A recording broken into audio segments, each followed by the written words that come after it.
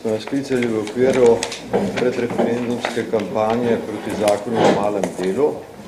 Današnja tiskovna konferenca bo govorila o vplivu malega dela na gostinstvo in turizem, na zaposlene v tem sektorju, in bi prosil sekretarko Sindikata delavcev gostinstva in turizma Slovenije, Karmen Leven, da pove nekaj okoli vpliva tega zakona na položaj zaposlenih v tej panogi.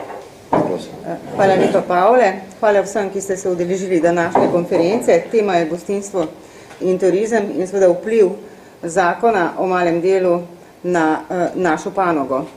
V naši panogi, kot veste, je zaposlenih okrog 51.000 ljudi in panoga gostinstva in turizma je delovno zelo intenzivna panoga.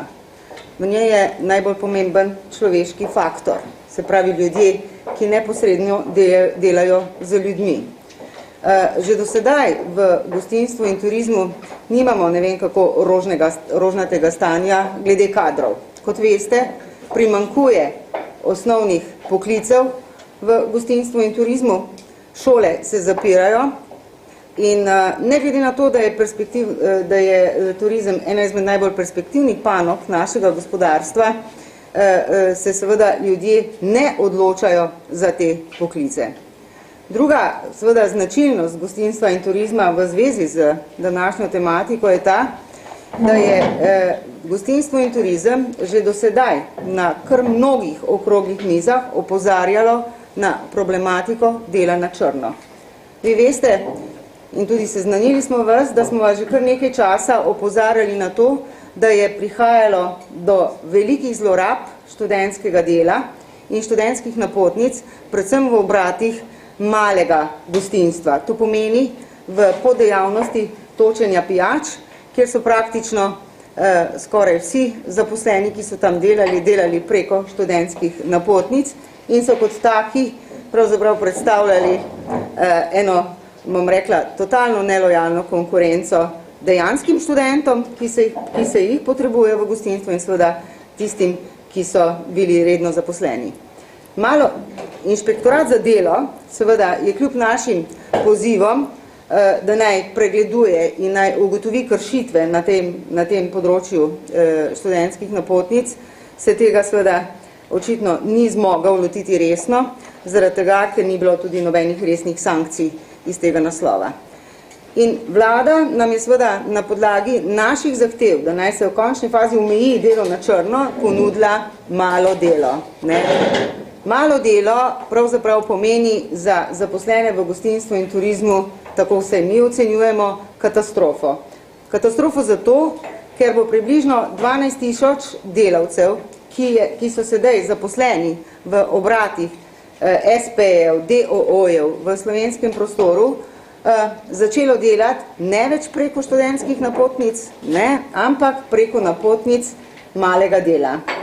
To pomeni, da bodo delodajalci od zdaj naprej zaposlovali preko napotnic malega dela, legalno jim je omogočeno zaposlovanje praktično na črno, zaradi tega, ker smo seveda trdno prepričani, da se kontrola napotnic malega dela na noben način ne more izvršiti bolje, kot se je pač vršila kontrola napotnic, študentskih napotnic, se pravi dela preko študentskih napotnic. Malo delo pomeni, da bojo zaposleni v gostinstvu in turizmu zgubili še tisto malo socialno-materialne varnosti, ki jo imajo do sedaj. Povprečna plača zaposlenih v gostinstvu je 720 evrov, za seveda veliko več kot 180 ur dela, se pravi za veliko več kot je poln delovni čas. In ta plača se bo zdaj seveda z malim delom še zmanjšala. To pomeni, da bojo ljudje zaposleni za 200 evrov oziroma 6.000 evrov, kot veste, maksimalno bruto na leto, in da bojo delali enako, kot delajo ljudje zaposleni po pogodbah o zaposlitvi. Kaj to pomeni? To pomeni, da bo v okviru cene dela, ki jo bo plačal delodajalec, pravzaprav ocenjena tudi delo v neugodnem delovnem času, Tele, kot veste, ni dodatkov, ljudje bojo delali po noči, po dnevi, izmensko. Delali bojo takrat, ko ga bo delodajalec rabu, takega delavca, in njegov delovni čas bo za 200 evrov razpotegnen čez cel dan. Vi veste, v gostinstvu se pač odvijajo konice. Imamo zajtrke, imamo kosila in večerje in za vsak proces tega dela lahko pač zaposliš nekoga 2 uri zjutraj, 1 uro za kosilo in 2 uri po noči, ali pa zvečer, morda še po noči, ko bo treba pospraviti, in potem bo tak delavec na razpolago za tako ceno, o kateri se pogovarjamo cel dan. Trdno smo prepričani, da malo delo ne bo rešilo slovenskega turizma, še več, da bo malo delo potisnilo slovenski turizem pravzaprav v še večjo stagnacijo. Zaradi tega, ker ljudje, ki jih bojo sneli iz Zavoda za zaposlovanje, da bojo opravljali malo delo, plus ljudje, seveda, ki bojo prisiljeni opravljati malo delo, so seveda ljudje, ki niso kvalificiran kader za gostinstvo in turizem. To so ljudje, ki v gostinstvu in turizmu ne bodo delali s srcem. Je pa vseeno stik z ljudmi zelo pomemben. Veste, vse ti učinki malega dela bojo seveda veliki, dobički bojo verjetno rasli, ampak zaposleni od tega ne bojo imeli nič. Mi seveda zelo pravzaprav z enim slabim občutkom čakamo na to, kaj se bo zgodilo, če bo ta zakon začel veljati.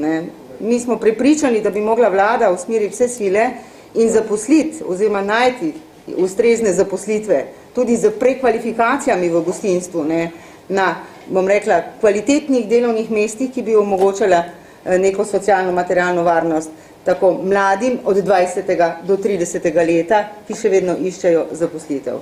Malo delo ni rešitev tudi na tem, zaradi tega, ker ti mladi, ki bojo začeli delati po načelu malega dela, lahko o velikem delu in v pogodbah o zaposlitvi za nedoločen čas verjetno samo sanjajo. Lansko leto je slovenski turizem pravzaprav ustvaril kar lepo večino delovnih mest, mislim, da skoraj največ do zdaj, v zadnjih 4 letih. Zaposlilo se je okoli 3500 novih kadrov, ampak večina od teh kadrov je bila zaposlena po pogodbi za določen čas. Mi smo na to opozarjali, ampak veste, malo delo prinaša to, da bojo zdaj pogodbe za določen čas postale vrednota. In da bomo veseli, če bojo ljudje dobili pogodbe za določen čas, ker pogodbe za določen čas vseeno omogočajo malico, prevoz, dodatke, se pravi plačilo za delovni čas, ki je v gostinstvu seveda silno neugoden. Malo delo, kot veste, pa da ne bomo se ponavljali, tega ne omogoča. Tudi naši kolegi, s katerimi imamo redne stike iz Avstrije, Italije in Nemčije, kjer je zelo razvit turizem, so nas opozorili, da malo delo ne prinaša nič dobrega za zaposlene v gostinstvu in turizmu in da pravzaprav nič dobrega ne prenaša tudi za panogo. Zaradi tega, ker je, se pravi, kvaliteta na tak način tudi pada. Prodaja se pa, kot veste, v gostinstvu tudi kvaliteta. Tako da, to je vse o tem malem delu. Mi pričakujemo, da bojo vsi naši člani in vsi zaposleni v gostinstvu ugotovili, da je ta zakon škodljiv in da se bojo najmanj ti na referendumu odločili in rekli ne temu zakonu. Ravno tako pričakujemo, da bojo vsi upokojeni gostinci in gostinke spoznali nevarnost možnosti delodajalcev, da delajo ali pa da prisilijo delavce, da delajo preko malega dela. Veste, kontrole ne bo. Nihče ne bo kontroliral, ali si ti po napotnici že izkoristil določeno kvoto in ali moraš potem nekaj delati. Mi smo trdno prepričani, da se bo začelo veriženje in da bo delo na črno se še bolj razbohotilo. Država bi tukaj morala najprej urediti nadzor nad stvarmi, ki jih je že imela in šele potem se lotiti nekega zakona, s katerim pravzaprav potiska ljudi še v večjo revščino. Tako da, jaz iskreno upam, da ta zakon ne bo, vse tak kot je, ne bo zaživel. Hvala lepa. Hvala, Karmen. Zdaj bo prosil še samostojnega svetovalca Zveze svobodnih sindikatov Slovenije Gorana Lukića, da še on doda k temu, kar je Karmen povedala svoje. Ja, hvala. Težko je kaj dodati, glede na besede, Karmen, ki so bile zelo jasne in tudi podprte z konkretnimi številkami, dejstvi in vsezadnje tudi izkušnjami, ki so se že zdaj dogajale, oziroma se še dogajajo v tujini. Jaz sem poskusil k temu dodati še najnovejše podatke ravno iz tujine, oziroma tudi na vsezadnje neke najnovejše projekcije, kaj se lahko zgodi ravno v tej dejavnosti gostinstva in turizma. Po zadnjih podatkih je recimo v Nemčiji, govorimo zdaj o tretjem četrtletju, oziroma konec septembra 2010, bilo malih delavcev slabih 7 milijonov. 6 milijonov 796 tisoč je bilo pač malih delavcev. Od tega je bilo več kot 4 milijone oseb žensk, torej 62% oseb je bilo žensk.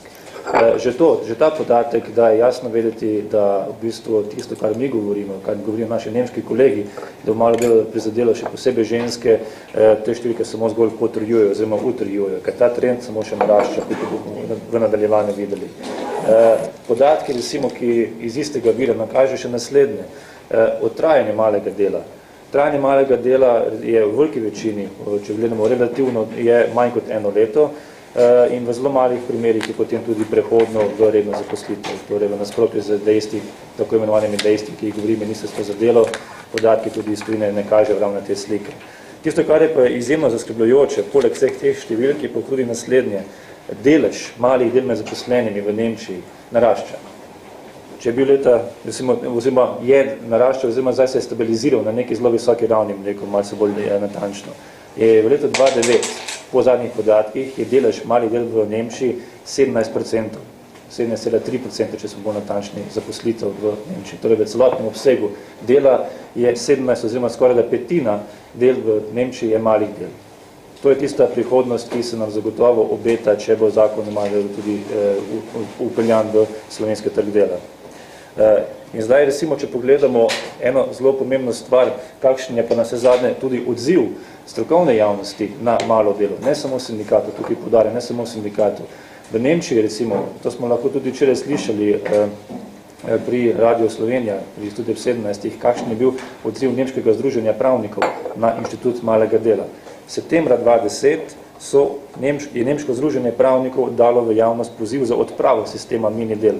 Ravno zaradi teh anomalij, ki jih prinaša malo delo na trg dela in ravno zaradi tega, ker tukaj citiram, izriva redne zaposlitve in povzroča revščino v starejših letih. To so bile besede Nemškega združenja pravnikov, ki so v septembra 2010 tudi javno izpostavili in za temi besedami tudi stojijo. In če pogledamo realnost slovenskega predloga oziroma zdaj zakona o malem delu, se ravno ti problemi pojavljajo, seveda, nažalost seveda, preko tega zakona. Prva stvar, ki je, recimo to tudi dr. Pečkova, pravnica iz Univerze v Mariboru, rekla, da na podlagi dejstev, ki so v zakonu o malem delu, lahko pričakujemo izrivanje rednih zaposlitev. To je prva stvar. Druga stvar je recimo o socialnih pravicah, če lahko povemo. Zavarovalna doba je recimo 40 minut na 1 uro. Kaj to pomeni? Ko postaviš malega delavca nasproti redno zaposlenemu delavcu, sta v popolnoma neenakopravnem položaju v smislu zavarovalne dobe. Redno zaposlen delavec, ki ima krajši delovni čas, torej 60 ur na mesec, ima zavarovalne dobe 4 mesece v enem letu, oziroma 4,14, medtem ko pa mali delavec pa let 2,8. Torej, spet pridemo do scenarija, kaj bo s temi delavci, ko bodo pač blizu oziroma bliže pokojnini. In vse to nekako, ves ta konglomerat teh številk daje jasno vedeti, da tiste stvari, tiste dejstva, ki jih mi govorimo, niso iz trte zvita, ampak v bistvu so na podlagi izkušenj. Tisto, kar pa govori ministrstvo, je pa na podlagi projekcij in pa na podlagi ignorance slabih praks inšpektorata za delo. To je velika razlika. In če pogledamo, recimo, kakšen je pa nasazanje obseg malega dela v Sloveniji, oziroma perspektiva obsega malega dela, je pa zastrašujoč. Po pravici povedano te besede, pač ne bomo uporabljali naivno, ampak bomo uporabljali to besedo realno. Zakaj je zastrašujoč?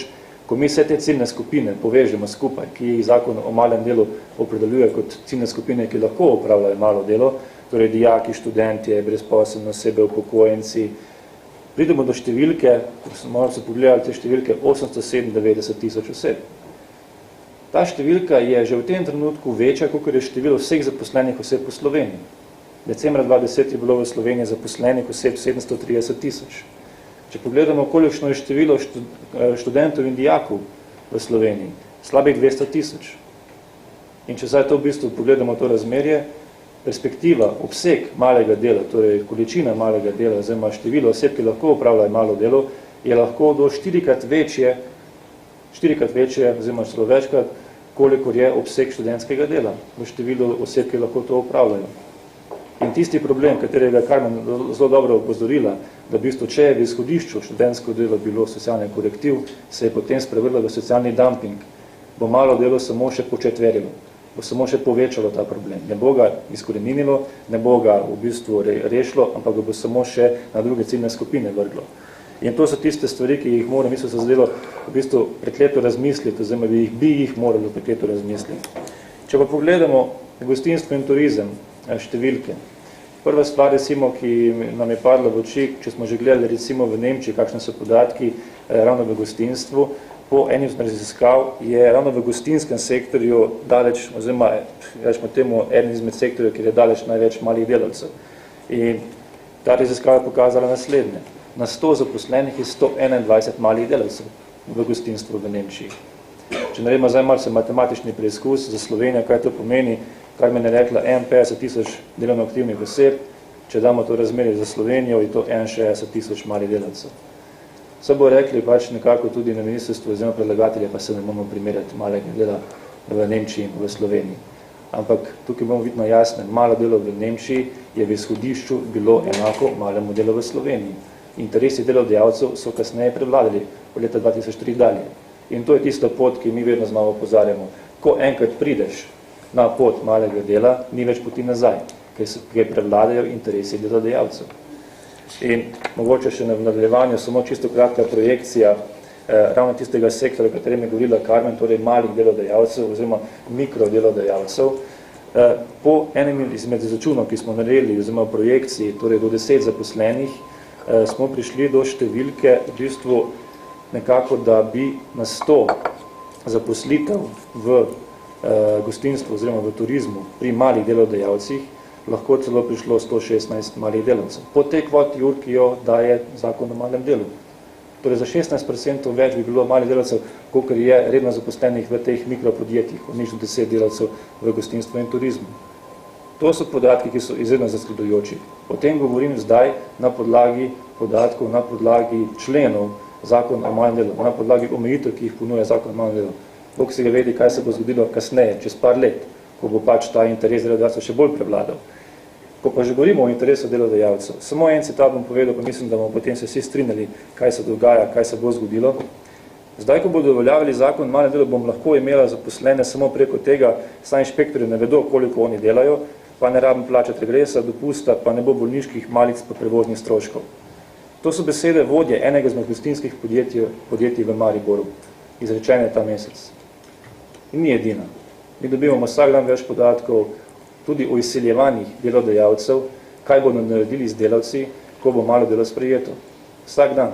In to je samo eden izmed teh citatov, ki govorijo o realnosti, o bodoči realnosti zakona o malem delu. Če pa govorimo že o realnosti, koliko inšpektorjev v Sloveniji, med 2005 in 2009 je število inšpektorjev ostalo isto. V istem času je število kršitev delovne zakonodaje podvojilo.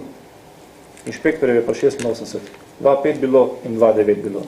In zdaj lahko mi pričakujem, in zdaj potem pričakuje predlagatelj, da bomo pa zdaj reševali ta zakon z pospešenim nadzorom. Ja, nad kom? Mislim, delodajalci še zdaj pripravljajo na ta zakon, so že zdaj pripravljeni na to, da pač se izognejo, so že zdaj pripravljeni na to, da uporabijo določila zakona na njim zelo dober način. In samo, če zaključim z enim podatkom, recimo ravno, ko smo pri gostinstvu, največ kršitev po poročilu inšpektorata za 2009 pri delovnih razmerjih je bilo v gradbeništvu 1471, trgovini 974 in gostinstvu 847. In ravno dejavnosti trgovine in gostinstva, dejavnosti, v katerih je daleč največ kršitev delovne zakonodaje, bosta dejavnosti, ki bosta ena izmed najbolj izpostavljenih negativnim učinkom zakona o malem delu. In ravno tam se bodo dogajale največje anomalije. Tako da mogoče ni tukaj zaključil. Hvala, Goran. Še vprašanje? Ja. Ja, prosim. Sindikati nenehno ponavljate to primerjavo malega delavca z delavcem. Na ministrstvu pa nenehno zatrjujejo, da mali delavec ne bo delavec. Mali delavec bo lahko le študent, upokojenec in brezposeln. Tako da ta primerjava ni smiselna, pravijo, ne? Zaradi tega, ker pač namen študenta je, da čim prej doštudira, ne da dela. Namen upokojenca je, da je to samo dodatek k tem nizkim pokojninam. Namen brezposelnega pa je, da čim prej si najde službo, redno službo, ob tem pa pač premosti ta čas z nizkim nadomestilom za brezposelne. Ja, res je nizko, ja. Ja, in oni tudi nenehno tudi poudarjajo, da je ta primerjava z Nemčijo nesmiselna, ker v Nemčiji je pa lahko mali delavec vsak, tam pa ni vezano na te 3 statuse. A vi to citirate ministrstvo ali je to vaše stališče? Ne, ministrstvo. Zato, kot tega jaz nisem zasledil tega citata strani ministrstva. Ne, oni to nenehno poudarjajo. No dobro, ampak mi nenehno poudarjamo. Zanimivo, da vi to poudarjate strani ministrstva. Mi to vedno znova poudarjamo naslednja stvar. Prašite pravnika. Prašite, recimo, ne samo naše pravnike, prašite, kot sem neko gospodarja, sem čul Peče, prašite drugega pravnika, kaj je malo delo. Malo delo vsebuje elemente delovnega razmerja. Malo delo je po 2. členu zakona o malem delu, je začasno in občasno delo. To bi moralo po zakonu o delovnih razmerjih biti delovno razmerje. Ampak ni. In kaj se s tem zgodi? Imaš dodatno zmedo na polje trga dela, s tem, ko v bistvu je niti, ni niti delovno razmerje, niti kaj druga. In to je tista anomalija, ki se zdaj dogaja. Ne priznava pravice iz delovnega razmerja, čeprav ima pa vse elemente delovnega razmerja. In tukaj govori ministrstvo, da se ne more primerjati z delovnim razmerjem, to je navadno sprenevedanje. Verjemite mi, ko smo bili tudi sami na pogajanjih, ko smo pač to soočili, ta dejstva, z pravna dejstva, s predlagatelji zakona, vedete, kak je bil odgovor? Tišina je bila. In tiho kimanje. Vedeli so, da so naredili napako. Vejo, da delajo napako in se tega tudi izogibajo v argumentih. Kar se pa tiče primerjave z Nemčijo, od 1999. do 2003. leta je zakon o malem delu v Nemčiji imel urne omejitve, imel je omejitve glede plačila ur, skratka je bila zelo močna regulacija. 1. april 2003. leta, zanimivo, recimo včerajšnja oddaja Radio-televizije Slovenije, se je opis malega dela v Nemčiji, poročanje, začelo z datumom 1. april 2003, ne z 99. letom. Če se vrnemo zdaj na vaš odgovor, oziroma odgovor na vas, od takrat dalje se pa odprl ta trg dela in se samo še odpira. Od takrat dalje izginejo redne delovne razmerje. In to je tista stvar, ki mi vedno znova podamo. Zdajšnja oblika malega dela, kot jo pozna Nemčija, se ne more primerjati z zdajšnjim predlogom zakona o malem delu Slovenije. Se pa lahko zdajšnja oblika zakona o malem delu, kot jo predlaga Slovenija, primerja z izhodišči nemškega. Torej, kakšna je potem enačba, kaj lahko pričakujemo čez 5 let? Ampak oni že na začetku niso pogojevali to statusov, ne? Kvote so res smeli, ki so jih pa spremenili, ampak status pa nikoli ni bil pogoj. Takrat je bil status, takrat je bil v bistvu pogojeno to z tako močnimi regulativami, da so mislili, da se to pač ne bo zgodilo, kar se je zgodilo. Učinek je bil pa zelo jasen, 1,6 milijona delovnih mest je izginilo. Ob takih regulativah. To podarjam vedno znova.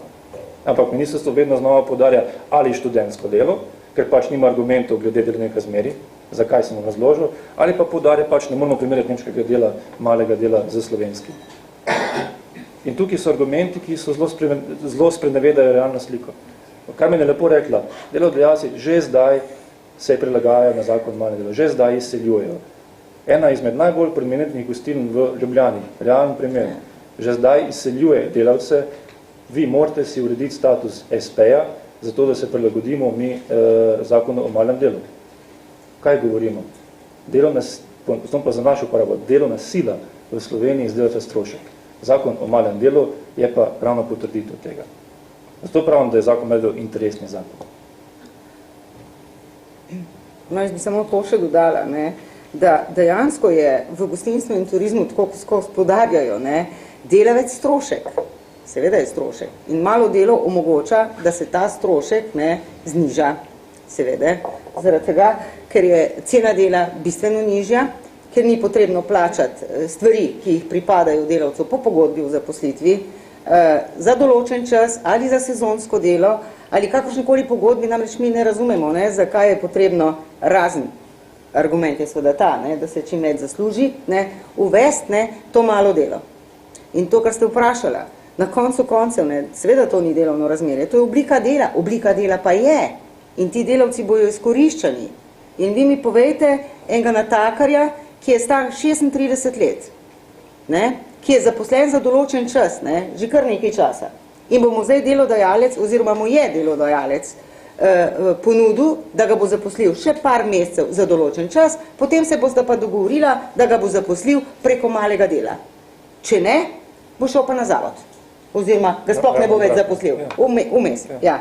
In ta delavec bo seveda to sprejel. Delal bo pa ravno tako, kot sem vam povedala. Delal bo cel dan, za tako plačo, kako bomo pa razliko plačal, ker seveda to bedak pa verjetno ni, ne, da bi delal za 200 ali pa 300 evrov, na kakšen način bo pa delodajalec poravnal razliko, ne, v plači, ki jo ta delavec zasluži, ali pa za katero bi bil pripravljen delati po malem delu.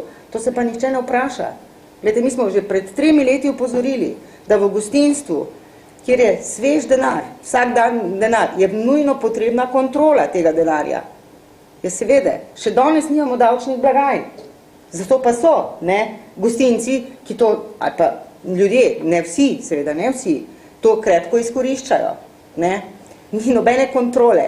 In zaradi tega tisti, ki to lahko delajo, ki to lahko počnejo, to pa so predvsem te majhni obrati, a ne, predstavljajo popolnoma nelojalno konkurenco nekim urejenim hišam, kjer je pa dejansko delavec strošek. Zakaj? Ker seveda plačajo vse stvari, ki mu pripadajo po kolektivni pogodbi. To pomeni, da ko dela po noči, mu pripada dodatek. Ko dela v nedeljo in praznike, mu pripada dodatek. Mali delavec seveda tega ne bo deležen. Ker če ne bo delal, ga pač ne bo zaposlil. A veste, na trgu dela, na zavodu za zaposlovanje, imamo pa 115 000 oseb, ne, ki čakajo na to, da si bojo uredile svoj življenjski položaj. Mislim, in za mene osebno je to pravzaprav katastrofa. Da ti siliš ljudi, da ti delajo cel dan, ker jaz lahko te ure razbijem, kakor vam želite v gostinstvu in turizmu, za tak denar. In da ti siliš ljudi, predvsem ženske, kar je Goran prej povedal, jaz sem pa pozabila povedati. Gostinstvo, kot veste, je delovno intenzivna panoga, v kateri dela velika večina žensk. 68% vseh zaposlenih je žensk. In kako naj ena mlada ženska, ki se je recimo odločila, da bo bila kuharca ali natakarca, se odloči, da bo imela družino. Če se naprej ve, da bo najmanj 5 let, ali pa še kaj več, delala preko malega dela.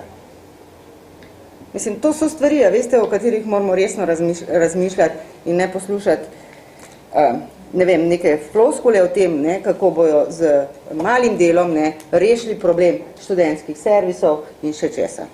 To ni res. Kako se bo pa gostinec lahko organiziral delo, tako da bo enemu ponudil delo za cel dan, če lahko mali delavec dela le 14 ur na teden? Oziroma podjetje, ki ima enega zaposlenega, bo lahko imelo samo 180 ur malega dela. Ja. Kdo bo pa kontroliral te napotnice?